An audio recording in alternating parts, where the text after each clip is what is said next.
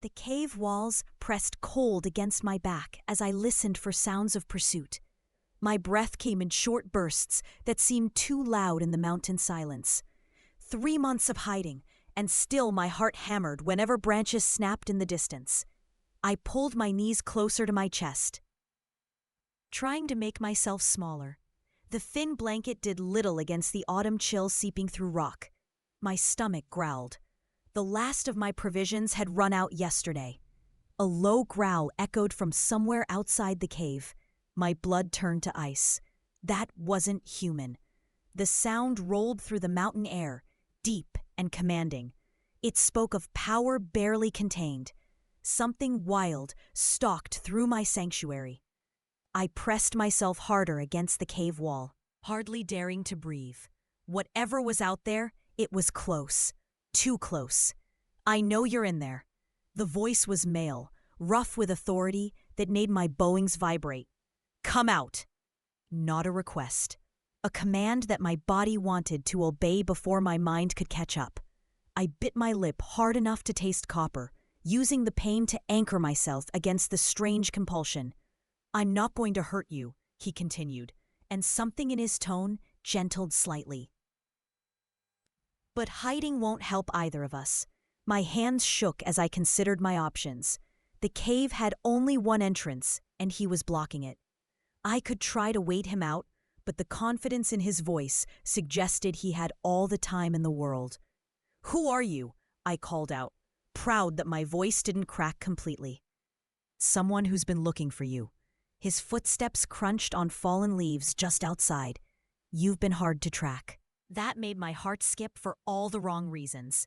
If he'd been tracking me, he wasn't just some random hiker who'd stumbled across my hiding spot. He was either one of them or something worse. "I don't know what you want," I said, "but I don't have anything worth taking." A pause. Then something that might have been a chuckle, if it hadn't sounded so dangerous. "That's where you're wrong," he said softly. "You have everything." The cryptic words sent fresh fear spiraling through my chest. I fumbled for the small knife I kept in my pack. Though what good it would do against someone who moved with such predatory confidence, I couldn't say. "Please." The words slicked out before I could stop it. "Just leave me alone." Silence stretched between us, broken only by wind whistling through the peaks above. For a moment, I dared to hope he'd actually listened, that he'd turn around and disappear back into the forest. Then his scent reached me. It shouldn't have been possible to smell him from inside the cave, not with the wind direction, but somehow his scent wrapped around me like smoke, rich and dark and utterly male. It made something deep in my chest pull tight with longing I couldn't understand. My body's reaction terrified me more than his words had. "I'm coming in," he announced, and I heard fabric scrape against stone. I scrambled backward deeper into the cave until my shoulders hit the rear wall. There was nowhere left to run. The knife trembled in my grip as his shadow fell across the entrance. Blocking out pale afternoon light, he had to duck to fit through the opening. Even in the dim cave, I could see he was massive. Broad shoulders filled the space as he straightened, and when he turned toward me, his eyes caught what little light filtered in. They glowed amber, like a wolf's. My breath caught in my throat. Not human. Definitely not human. "There you are," he said, and his voice held something almost like relief.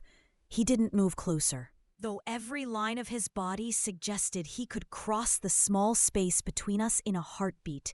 Instead, he seemed to be waiting, studying me with those impossible eyes. "What are you?" I whispered.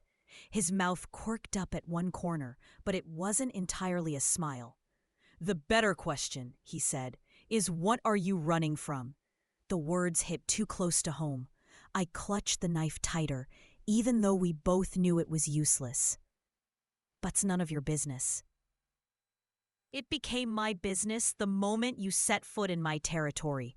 His voice carried that commanding edge again, but underneath it I caught something else, something protective. "These mountains are mine. Everything in them is under my protection. I don't need your protection. The lie fell flat between us. 3 months of cold nights, an empty belly said otherwise. 3 months of jumping at every shadow, of never sleeping deeply enough to dream. He tilted his head, studying me with intensity that made my skin prickle. No, he said slowly, you don't think you do, but your scent tells a different story. Heat flooded my cheeks. My scent? Fear, he said simply, exhaustion, and something else. His nostrils flared slightly, and those amber eyes darkened. Something that calls to me. I didn't know what that meant, but the way he said it made my pulse quicken for reasons that had nothing to do with fear. The cave suddenly felt smaller. The air thicker. I should go, I said, though we both knew I had nowhere to go. Where? The single word carried enough gentle challenge to make me flinch. Back to whatever you're running from? Back to sleeping in caves and eating berries? My stomach chose that moment to growl loudly, betraying just how accurate his assessment was. His expression softened. When did you last eat a real meal? I couldn't remember. Time had blurred together in my desperate flight to stay ahead of the hunters. Days melted into nights, melted into days, marked only by the constant need to keep moving. I manage, I said. That's not what I asked. He took a single step closer, and I caught more of that intoxicating scent. You're starving. It wasn't a question, so I didn't answer. But something in my silence must have confirmed what he already knew, because his jaw tightened. Come with me, he said. I have food, shelter, a fire warm enough to chase away that cold you've been carrying. The offer was tempting, dangerously so. I don't even know your name. Kai, he offered it without hesitation. And yours? I bit my lip, weighing the risk of giving him that much of myself. But if he'd been tracking me, he probably knew already. Mira. Mira. The way he said my name made something flutter in my chest, like he was tasting it, memorizing it. Will you come with me, Mira? Every instinct screamed that I should say no, that following a strange man with glowing eyes deeper into the wilderness was exactly the kind of mistake that got people killed. But those sane instincts were also whispering other things. That his presence felt safe in a way I couldn't explain, that the protective note in his voice was real, and I was so tired of being alone. Just for food, I said finally, then I leave. He nodded, though something in his expression suggested he didn't believe I'd be leaving anytime soon. Just for food, he agreed, but as I gathered my pitiful belongings and followed him out of the cave, I couldn't shake the feeling that I was walking towards something that would change everything. The path down from the cave was treacherous. Loose rocks slid underfoot with every step. I'd climbed up in desperation 3 nights ago, driven by the need to find shelter before the storm hit. Coming down in daylight, I could see just how precarious my perch had been. Kai moved ahead of me with fluid grace, someone who knew these mountains intimately. He didn't offer to help, but I noticed how he positioned himself to catch me if I slipped. How he chose the safest route without making it obvious. How long have you been up there? He asked as we navigated a particularly steep section. 3 days. The truth slipped out before I could consider whether I should lie. Something about his steady presence made deception feel pointless. Before that, moving. I didn't elaborate and he didn't press. Not yet. The silence between us wasn't uncomfortable, but it was charged, like the air before lightning strikes.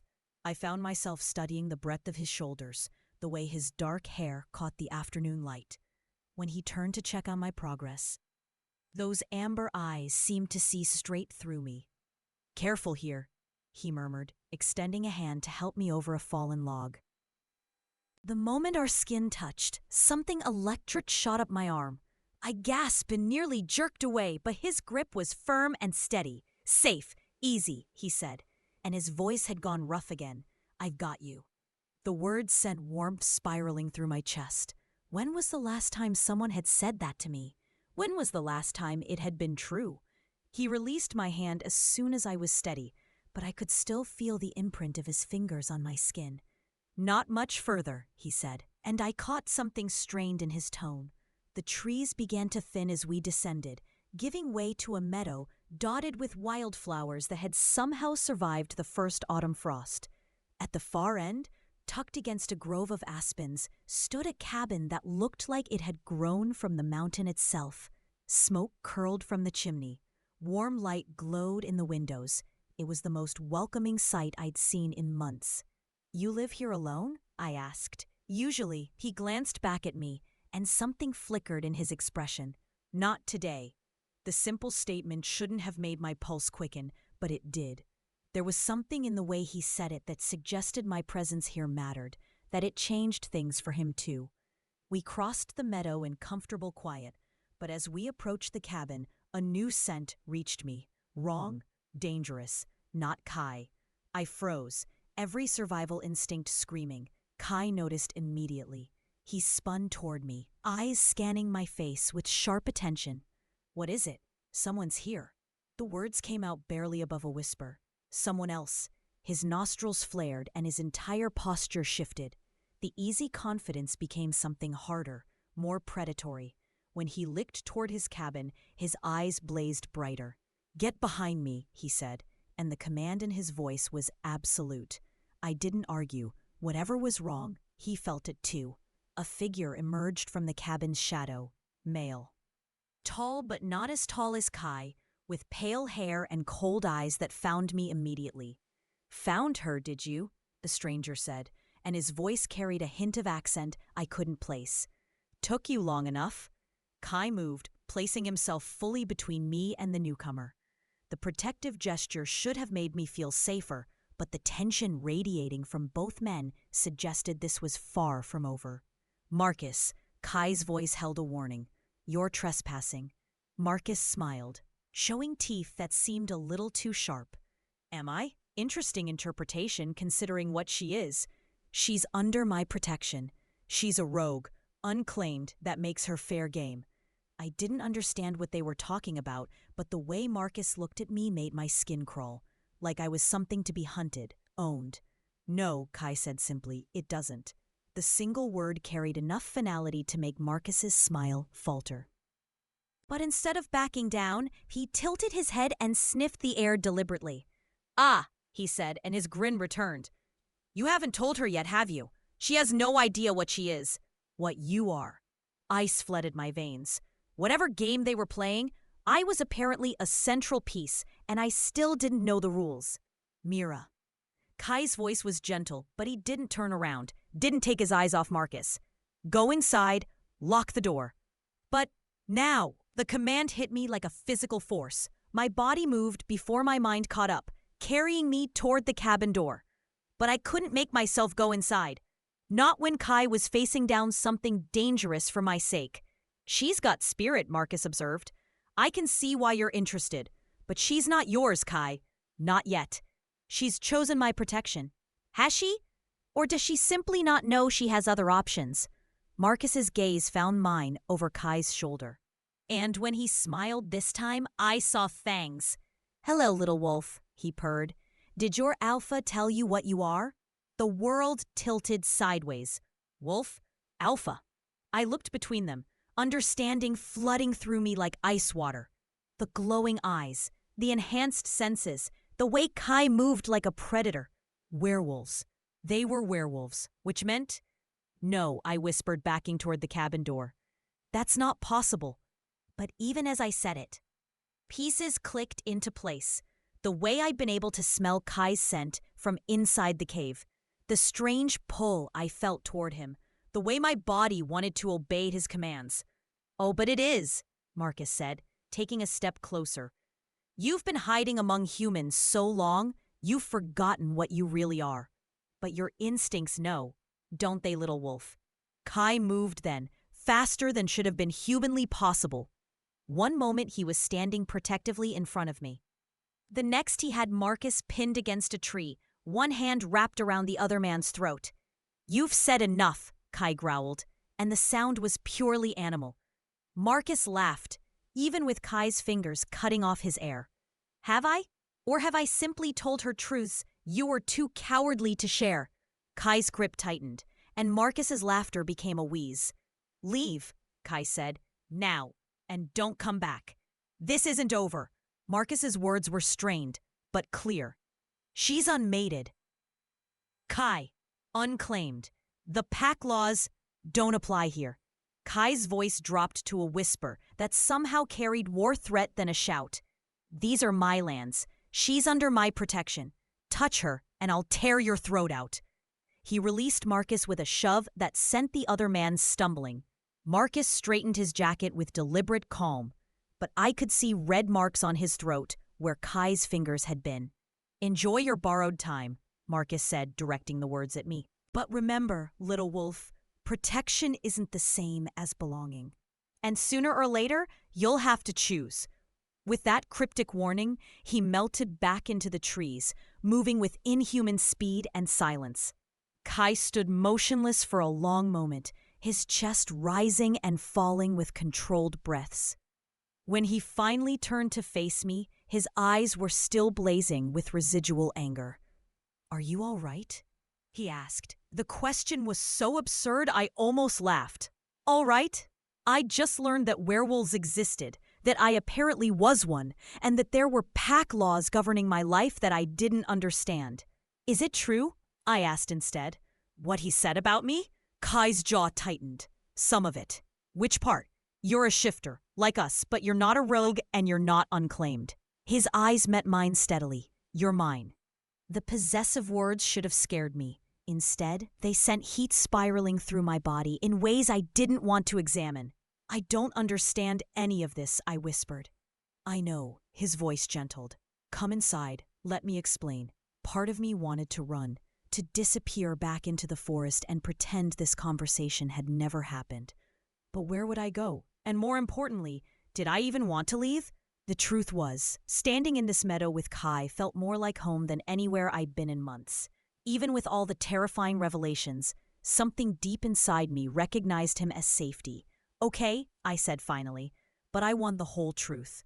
You'll have it, he promised, and opened the cabin door.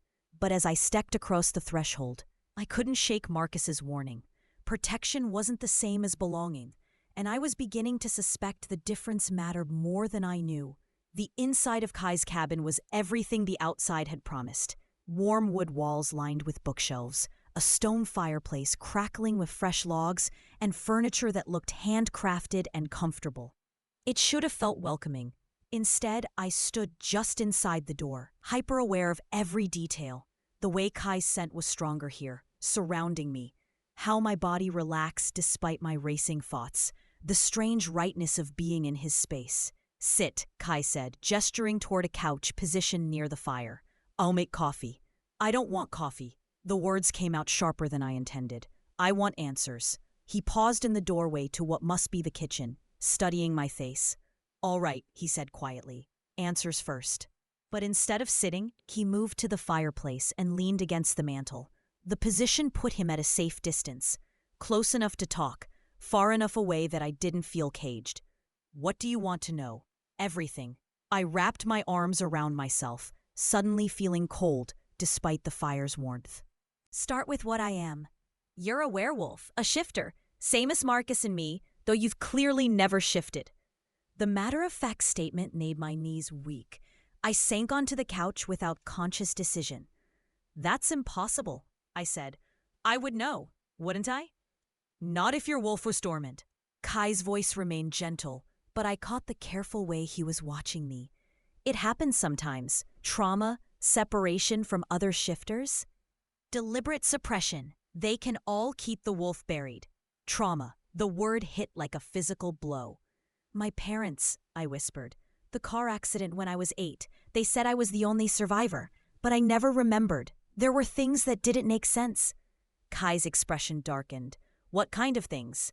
The investigators said the car looked like it had been attacked by a wild animal. Claw marks on the doors, but there weren't any large predators in the area. I hugged my knees to my chest. And I healed so fast afterward. The doctors called it miraculous. Your parents were shifters, Kai said quietly. I can smell it on you. Faint, but there. Old pack bonds. The words opened a chasm in my chest. All these years, I'd mourned my parents without truly knowing what I'd lost. They'd been like Kai. Like me, apparently. Were they murdered? Kai's silence was answer enough. Hunters, he said finally. Humans who know about our kind and make it their mission to eliminate us. Your survival was truly miraculous. I thought of the men who'd been tracking me these past months. The ones I'd been running from since I'd witnessed something I shouldn't have in the alley behind my apartment building. Are hunters still after me? What makes you ask that? The careful neutrality in his voice made me look up sharply. His amber eyes were focused on me with laser intensity. The reason I've been hiding, I said slowly. I saw something. Men killing someone, and when they noticed me, I shivered.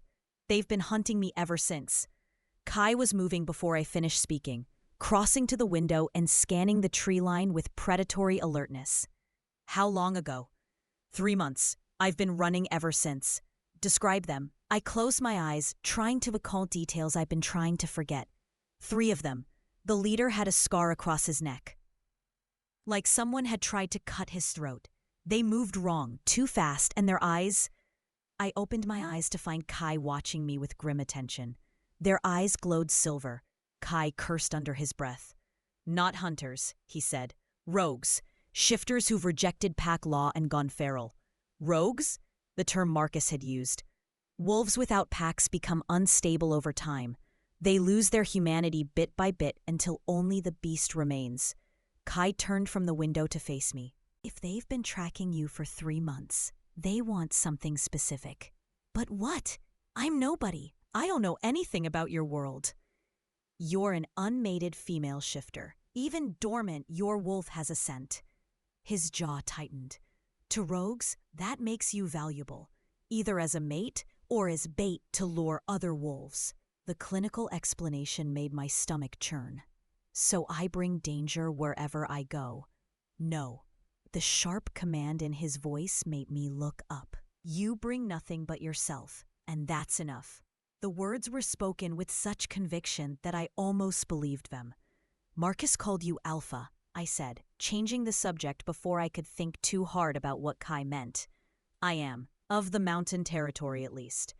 It's a small pack, just me and a few others who prefer solitude. And that gives you authority over me? His eyes flashed, but when he spoke, his voice was careful. It gives me the responsibility to protect any shifter who enters my lands. Responsibility, I tested the word. Not ownership. Never ownership. The fierce certainty in his voice made something tight in my chest loosen. You're not property, Mira. Not mine, not anyone's. But Marcus had said I was Kai's, and Kai himself had said I was his when he faced down the other wolf. The contradiction made my head spin. Earlier, you told Marcus I was yours. Kai went very still. Yes. What did you mean? For a long moment, he didn't answer. The fire crackled in the silence, and I could hear wind moving through the aspens outside. Mates, he said finally. We call them mates. It's not a choice exactly, more like recognition. My heart started beating faster. Recognition of what? The other half of your soul. The poetic words should have sounded ridiculous. Instead, they resonated through me like truth. And you think I couldn't finish the sentence. I know you are. His amber eyes met mine steadily. I knew the moment I caught your scent. Every instinct I have recognizes you. The confession should have terrified me. A day ago, I'd been alone in a cave, hiding from rogues and slowly starving. Now I was sitting in a cabin, learning I was a werewolf, being told I was destined for a man I'd just met. But instead of fear, I felt something like relief flooding through me. Is that why you tracked me down? Yes, though I told myself it was just to offer protection. He smiled ruefully. Alphas are good at self-deception when it suits us. And now I'm hoping you'll stay long enough to let me prove I'm worth the risk. The honest vulnerability in his voice made my chest ache. This powerful man, this alpha who commanded respect and fear, was asking for my trust like it was a precious gift. The rogues will keep coming, I said. Let them. Steel entered his voice. They'll learn why challenging an alpha on his own territory is a mistake. I don't want you to get hurt because of me. Mira. He moved then, crossing to crouch in front of the couch, close enough that I could see gold flecks in his amber eyes. You're not a burden. You're not a mistake. You're the best thing that's happened to these mountains in 50 years. His hand hovered near mine, not quite touching, asking permission. May I? I nodded. And he covered my fingers with his. The same electric shock I'd felt earlier ran up my arm, but this time I didn't pull away. This mate thing, I said. Does it mean I don't get a choice? It means you get the most important choice of all. His thumb brushed across my knuckles. You can choose to accept the bond, or you can choose to walk away. The recognition doesn't force anything. And if I walk away? Pain flickered across his features, quickly suppressed. Then I'll make sure you're safe, wherever you choose to go. The selfless answer made my decision easier. I'm not ready to accept anything yet, I said carefully. But I'm not walking away either. Hope flared in his eyes. That's enough, he said. More than enough. A comfortable quiet settled between us, broken only by the fire and the sound of our breathing slowly synchronizing. For the first time in months, I felt safe. But safety was a luxury I'd learned not to trust. Kai, I said suddenly, how did you find me so easily if I've been evading trackers for 3 months? His expression grew serious. Because I wasn't tracking you with human methods, I followed the mate bond. Which means if I can find you that easily, so can other alphas who catch your scent. The implication hit me like ice water. Marcus hadn't been the end of my problems. He'd been the beginning. And somewhere out there. The rogues were still hunting.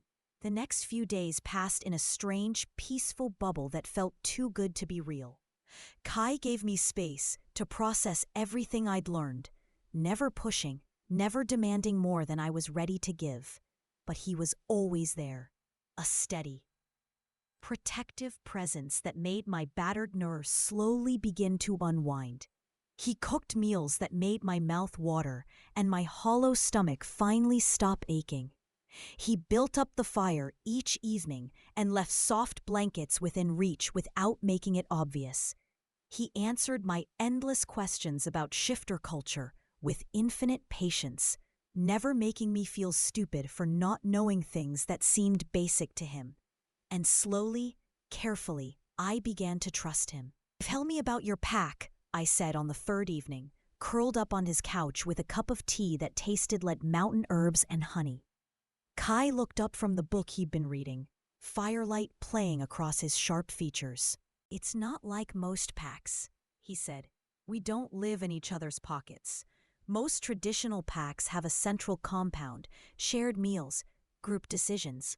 We prefer solitude. How many of you are there? 4, including me. Elena lives about 10 miles north. She's our healer. Marcus you've met. He grimaced. He's supposed to be south of here, but obviously territorial boundaries don't concern him much. And there's David, who keeps to the eastern slopes. That sounds lonely. It can be.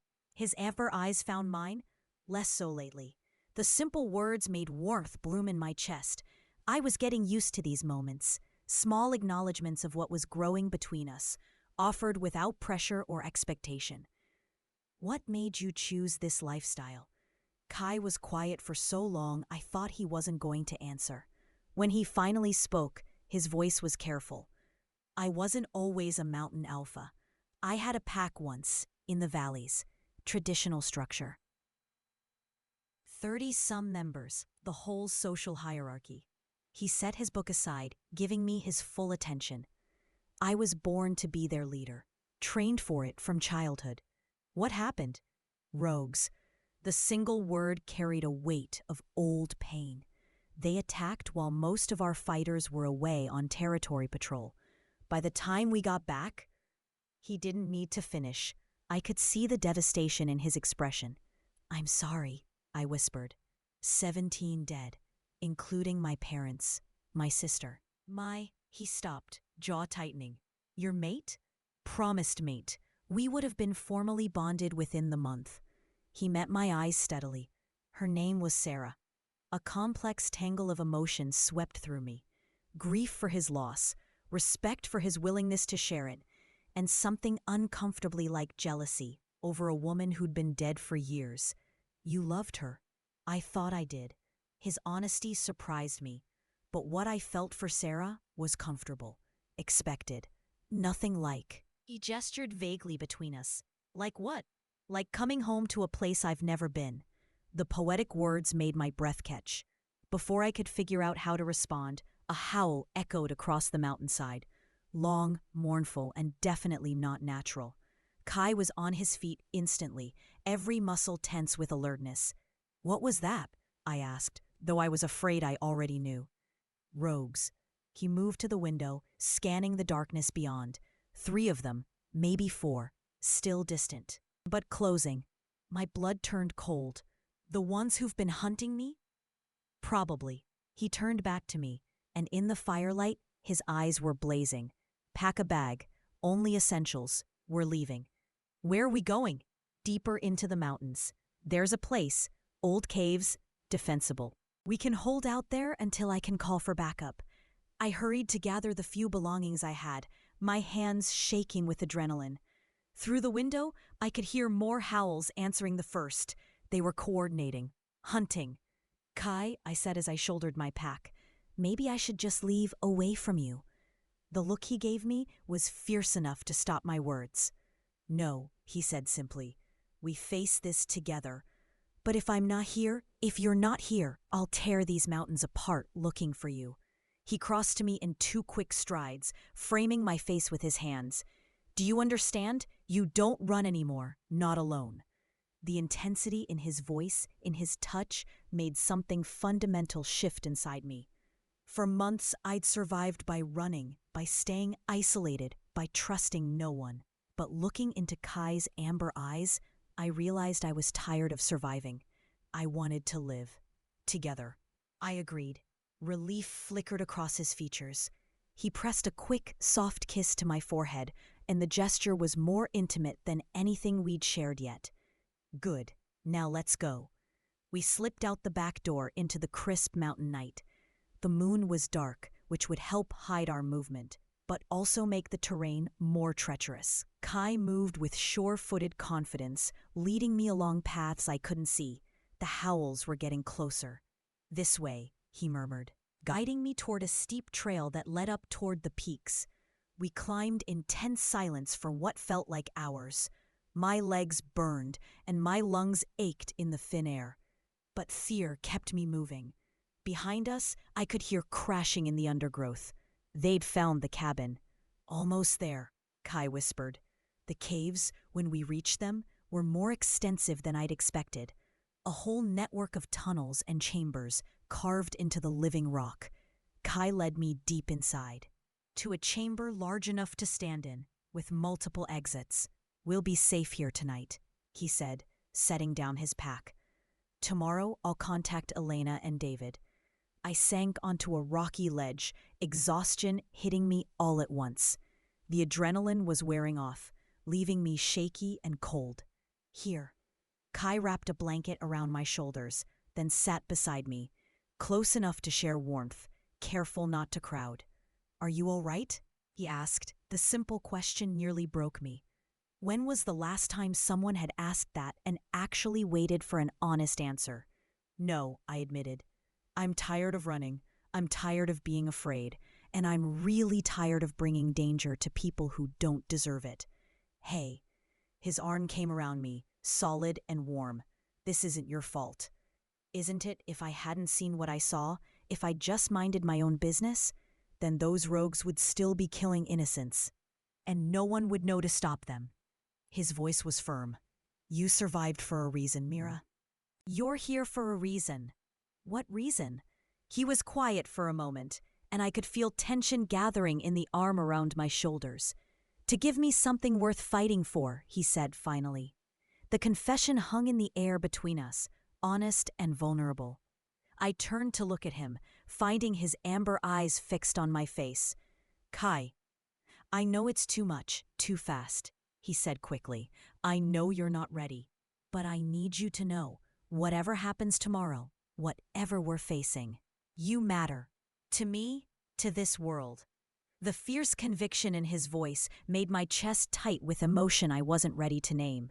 You matter too, I whispered. It wasn't a declaration of love, wasn't an acceptance of the mate bond. But it was truth, and it was enough to make him smile. Get some rest, he said. I'll keep watch.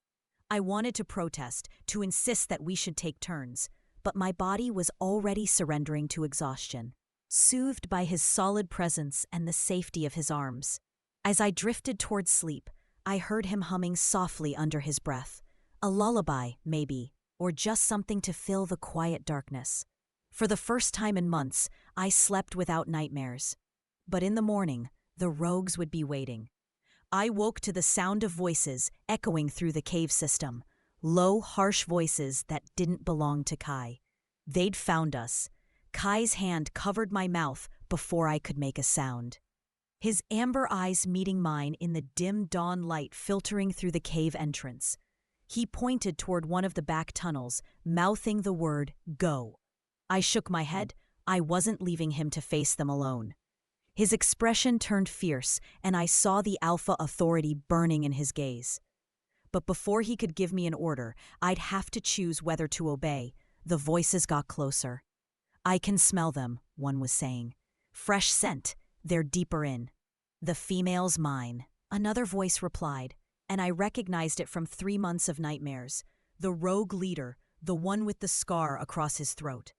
But the alpha, we might be able to ransom him back to his pack. Cold laughter echoed off the stone walls. If there's enough left to ransom.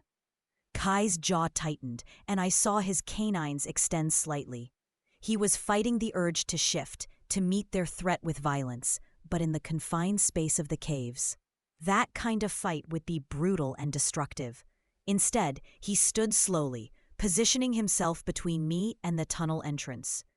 "You're trespassing," he called out, his voice carrying the full weight of alpha command. "Leave now, and I might let you keep breathing." The voices stopped. Then footsteps resumed, faster now, heading directly toward our chamber. Kai Blackwood, the scarred rogue's voice called back. "We've been looking forward to meeting you." 3 figures emerged from the tunnel mouth, and seeing them in person made my stomach clench with remembered terror. They looked human at first glance, but everything about them was subtly wrong. Too pale skin, eyes that reflected light like an animal's, movements that were just a fraction too fluid. The leader smiled when he saw me, revealing teeth filed to sharp points. "Hello again, little rabbit," he purred. "Miss me?" "She's under my protection," Kai said, and his voice had dropped to a growl that vibrated through the stone chamber. "Your protection?" The rogue laughed. "Mountain alphas and their delusions of grandeur. You're what, 200 miles from the nearest real pack? No backup, no support, just you and whatever local mutts you've managed to collect. More than enough to handle rabid dogs." The insult hit home. All 3 rogues tensed, and I caught the subtle shift in their posture that suggested they were preparing to attack. "Careful, Alpha," the leader said softly. "You're outnumbered, and we have nothing left to lose." "Neither do I." The words rang with absolute truth, and something in Kai's tone made the rogues hesitate. He wasn't bluffing or posturing. He was stating a simple fact. He would die before he let them touch me. "Noble," the leader said. "Stupid, but noble." "Unfortunately, we need the girl more than we need your cooperation." He nodded to his companions, and they spread out, trying to flank us in the circular chamber. But Kai had chosen our position well. The rock ledge I sat on was defensible from 3 sides, and the tunnel entrances were narrow enough to limit their ability to coordinate attacks. "Last chance," Kai said. "Walk away." "Counteroffer," the leader replied. "Give us the girl, and we'll make your death quick." Kai's response was to shift partially, his human form flowing into something larger, more dangerous. His clothes stretched, but didn't tear. Shifter magic, I realized dimly. Claws extended from his fingertips, and his amber eyes blazed like molten gold. "Come and take her," he snarled. The rogues attacked as one. What followed was violence unlike anything I'd ever seen. Kai moved like liquid destruction, meeting their coordinated assault with precision and brutal efficiency. But he was still outnumbered, and the rogues fought with the desperate savagery of creatures with nothing left to lose. I pressed myself against the back wall of the chamber, clutching the silver knife I'd kept throughout my flight. It wouldn't do much against shifters, but it was better than nothing. One of the rogues broke through Kai's defense. Lunging toward me with claws extended, I slashed wildly with the knife, and by pure luck managed to catch him across the forearm. He howled and stumbled back, giving Kai the opening he needed to grab the rogue by the throat and slam him into the cave wall. The sickening crack that followed made my stomach lurch. "You little bitch," the leader snarled, turning his attention to me. "You'll pay for that." But as he started toward me, a new sound echoed through the caves. Howls, but different from the rogues' hunting calls. These were deeper, more organized. Kai's pack was coming. The leader's scarred face twisted with rage and desperation. "No matter," he said. "We only need you alive, not unbroken." He lunged, and I threw myself sideways, rolling behind a rocky outcropping. His claws scraped stone where my head had been a moment before. Then Kai was there, grabbing the rogue leader by the scruff of his neck and hauling him away from me. Big mistake. Kai growled. What happened next was too fast and too brutal for me to follow clearly. When it was over, the rogue leader was on the ground, Kai's claws at his throat, and the cave had gone utterly silent. "The others?" I whispered. "Dead or fled." Kai's voice was rough, his partially shifted form still radiating lethal threat. "Are you hurt?" I took inventory. Bruises, scrapes, terror-induced shakes, but nothing serious. "I'm okay." Relief flickered across his fierce features. But he didn't release the rogue leader, who was staring up at him with a mixture of fury and fear.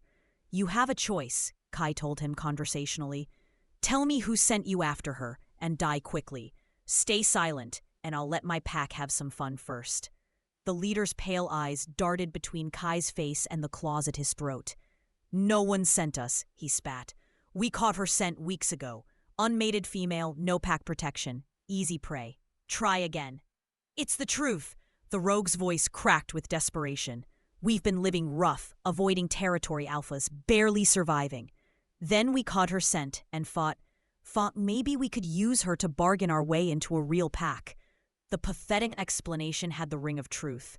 These weren't sophisticated operators working for some shadowy enemy. They were just desperate, feral creatures who'd seen an opportunity and taken it, which somehow made it worse. "You killed innocent people," I said, finding my voice. "The person I saw you murder in that alley. How many others?" The rogue's gaze shifted to me, and what I saw there was empty of anything resembling humanity.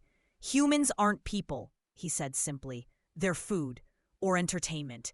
Kai's claws pressed deeper, drawing blood. "Wrong answer," he said softly. The rogue leader tried to say something else, but his words dissolved into a gurgling sound. Then he went limp. And the cave fell silent again. I stared at the still form, feeling nothing but relief that it was over. "Mira." Kai's voice was gentle as he turned toward me, his partially shifted form flowing back to fully human. "It's done." I nodded, but couldn't seem to make myself move from behind the rocky outcropping. Now that the immediate danger was past, delayed shock was setting in. Kai approached slowly, hands visible, giving me space to process. "You fought well," he said quietly. "That knife work probably saved both our lives. I was terrified." "Good. Terror keeps you alive." He held out a hand. "Come on. Elena and David will be here soon, and caves aren't the most comfortable place for medical examinations." The practical words helped ground me. I took his hand and let him pull me to my feet, trying not to look too closely at the aftermath of the fight. "Is it really over?" I asked as we made our way toward the cave entrance. The immediate threat, yes. Kai's arm came around my shoulders, steady and warm. "But Mira, there will always be dangers. Rogues, territorial disputes, humans who discover our existence. That's the reality of our world." "I know." And I did know, somewhere deep in my bones, the peaceful interlude at his cabin had been just that, an interlude. I'm not asking for safe. I'm just asking for not alone. Kai stopped walking and turned to face me fully, amber eyes searching my expression. Are you saying what I think you're saying? I took a breath, gathering courage from somewhere I hadn't known I possessed. I'm saying I want to try. This mate bond thing, this pack thing, this whole terrifying magical world thing. I met his gaze steadily. With you, if you'll have me. The smile that spread across his face was like sunrise after a long cold night. Mira, he said softly, you're not trying anything. You're coming home. And as he pulled me into his arms, warm and safe and real, I finally understood the difference between surviving and living. I was ready to live.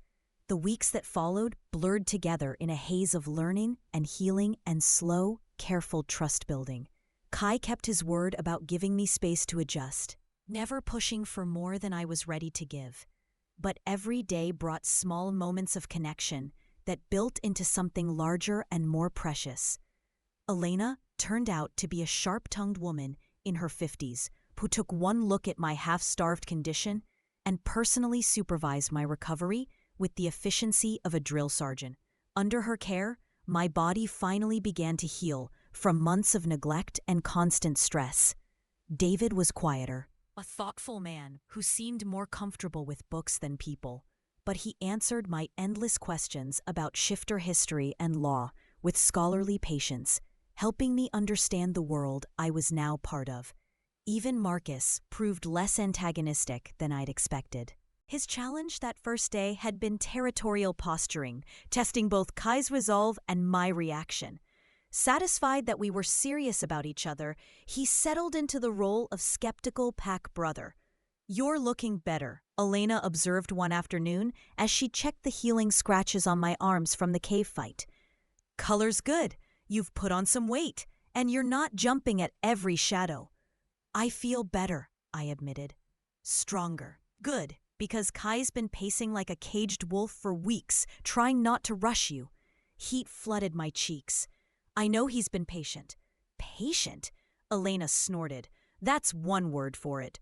The man's been tied in knots, wanting to properly court you, but not knowing how much human convention to observe. What do you mean? Shifter courtship is different from human dating, she explained, packing away her medical supplies. More direct, more intense, but you weren't raised in our culture, so he's been trying to find a middle ground. The conversation left me thoughtful as I walked back through the forest toward Kai's cabin. Toward home, I realized. Somewhere along the way, that's what it had become. I found Kai chopping wood behind the house, working with the kind of focused intensity that meant he was thinking hard about something. His shirt was discarded despite the autumn chill, and watching the play of muscles across his back made my mouth go dry. 3 months ago, I'd been a terrified woman hiding in caves.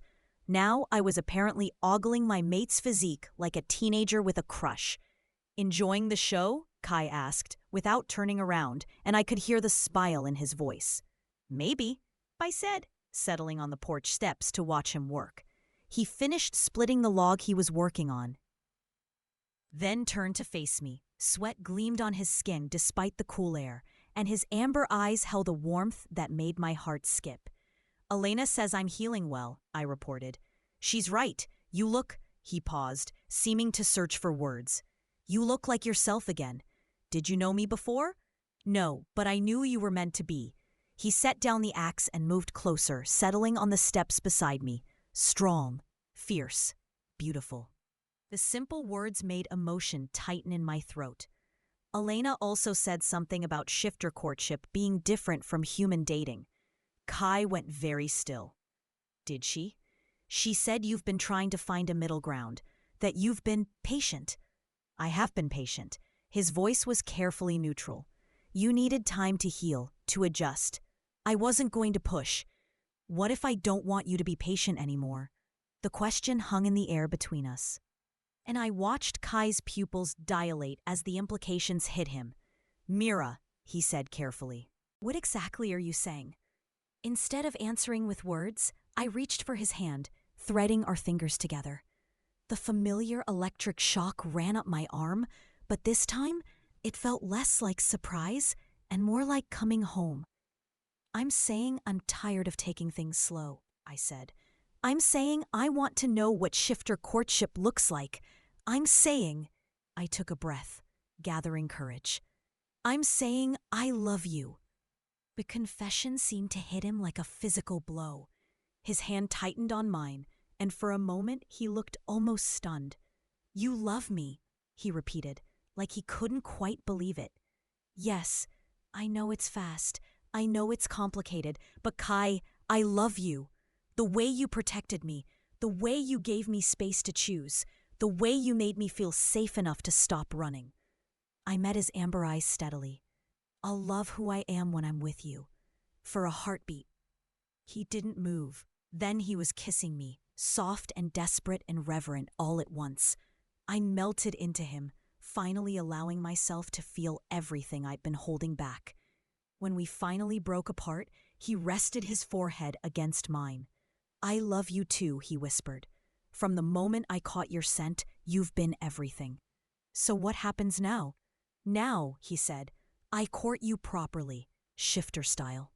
The promise in his voice sent shivers down my spine. "What does that involve?" "Patience," he said with a wicked smile, "but not the kind I've been practicing." Before I could ask what he meant, he stood and scooped me up in his arms, carrying me toward the cabin with easy strength. "Kai!" I laughed, clinging to his shoulders. "What are you doing?" "Showing you what you mean to me," he said. "Showing you what we could have together." He set me down just inside the door, but didn't step away. Instead, he cupped my face in his hands, thumbs brushing across my cheekbones. "Are you sure?" he asked. "Once we do this, once we truly bond, there's no going back. You'll be mine and I'll be yours for as long as we both live." The solemn words should have scared me. Instead, they filled me with a certainty that went bone deep. "I'm sure," I said. "I'm yours, Kai. I think I have been since the moment you found me in that cave." His smile was radiant. "Then let me show you what forever looks like." And as he kissed me again, deeper this time, full of promise and heat and unshakable devotion, I finally understood what it meant to belong somewhere, to someone. The mating bond, when it fully settled into place, was like nothing I could have imagined. Not just the physical pleasure of being with Kai, though that was incredible enough to leave me breathless and amazed, but the deeper connection, the sense of two souls recognizing each other and choosing to intertwine. I could feel him now, even when we were apart. A warm, steady presence in the back of my mind that meant safety and home and love. And he could feel me too, he said.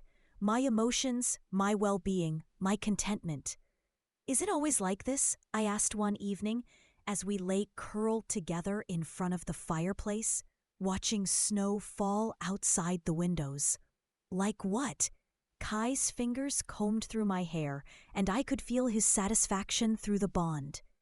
"So, complete, like I was walking around missing half of myself and didn't know it." "For true mates?" "Yes." His arm tightened around me. "It's why some wolves go their whole lives without bonding. The connection is too intense, too all-consuming, if it's not with the right person.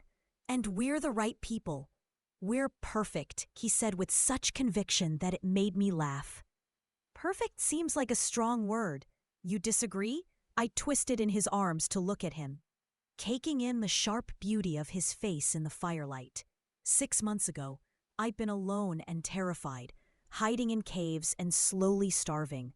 Now I was safe and warm and loved beyond measure. "No," I said softly. "I don't disagree." He smiled and pulled me up for a kiss that tasted like contentment and promise. Outside, the snow continued to fall, blanketing the mountains in pristine white. Spring would come eventually, bringing new challenges and changes. There would always be dangers in our world. Rogues and hunters and the 1,000 complications that came with being part of something larger than ourselves. But for now, in this moment, we had everything that mattered. We had each other. And under the gentle light of the full moon streaming through the windows. That was more than enough. Thank you for listening to this story. If you enjoyed following Mira and Kai's journey from fear to love, please like and subscribe for more werewolf romance tales.